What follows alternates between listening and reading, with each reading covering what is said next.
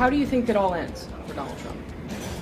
Wow, how would I like to see it end? I would like to see him standing before a court, being judged by a jury of 12 for his own dirty deeds and for his crimes. That's what Michael Cohen told me back in 2022 about how he wanted to see things end for Donald Trump. The ending he's getting today, quite different from what he laid out there. Cohen, the president's former fixer turned foe, sat down for a much anticipated interview with Trump that is set to air later this evening.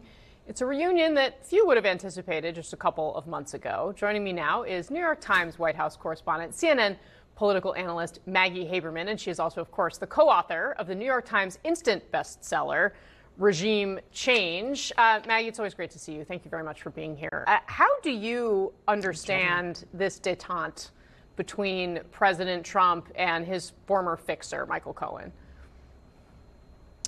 So Ben Protest and I reported that last year Cohen had some brief meeting, very brief, with Trump at Bedminster, and that was the first time that they had spoken, as far as we know, in many, many years. That was the beginning of what you are seeing now, but it is not obviously the only step. That Cohen described having texted Trump and so forth and so on. You know, Omarosa said to us for a story that we did before that trial began in 2024, where Cohen was the star witness, and which, as you showed, that Cohen had said that he wanted to see Trump, facing a jury, which is exactly what happened, and he was convicted.